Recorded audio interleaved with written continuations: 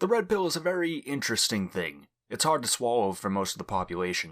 Because red pill ideology works so well on Elliot Rodgers, right? They stay within a bubble surrounded by people who agree with them and shout obscenities from the inside of said bubble at all who pass. Oh, the irony! It's too much! It's a very rare thing to find a woman who is willing to take the red pill, which means when it does happen, beta orbiters are sure enough to surround her and make her very rich. At the end of this video, Chester will remind you that he has a Patreon.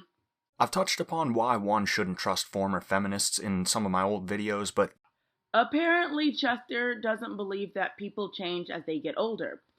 Makes sense because I think MGTOW men stopped mentally aging at 14.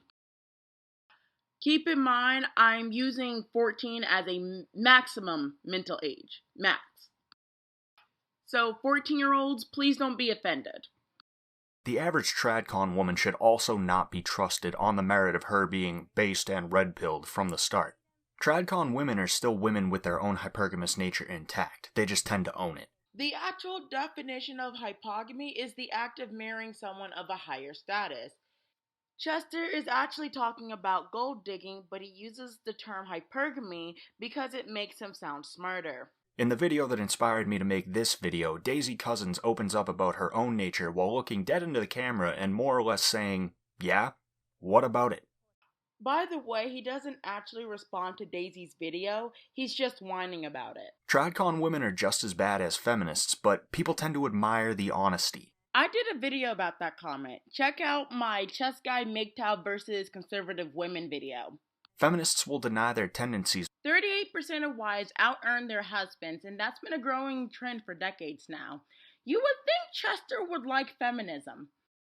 In addition to this, TradCon women love to arbitrate how men are supposed to act. You made a video saying men don't have a feminine side, and that any man who does is a soy boy. Your lack of self-awareness is horrifying. Daisy made a 15-minute rant where she validates MGTOW for about 5 minutes and then spends the next 10 gatekeeping and purity spiraling. Oh, the irony! It's too much! About a philosophy that has nothing to do with her. She's not qualified to have an opinion, yet she puts hers out. I don't think it's the TradCons that are a lot like feminists, Chester. She ain't into no soy boys. Everything has to be up to their standard. You don't want men to embrace their femininity, but you also don't want men to embrace their masculinity. In your sex strike video, you whined about women not living up to your standards, but then you whine that women have standards of their own? Oh, the irony! It's too much! You can be MGTOW, but only within the prescribed limits that she's comfortable with. He does have a point.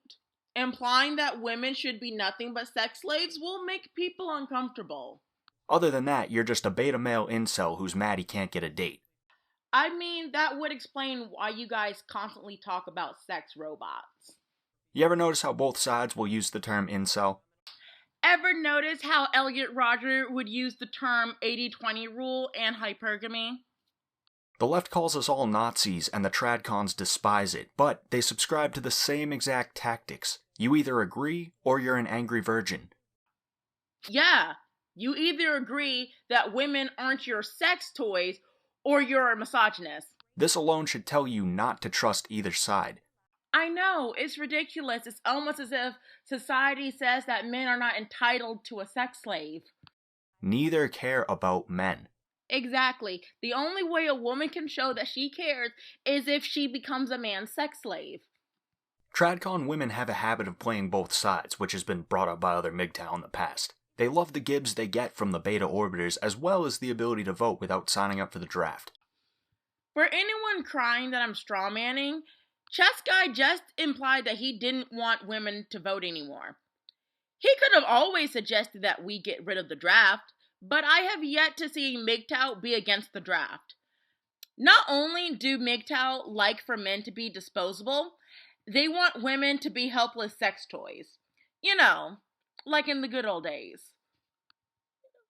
They don't fight the divorce courts. Neither do you, neither does MGTOW, and neither does the majority male lawyers and the majority male judges.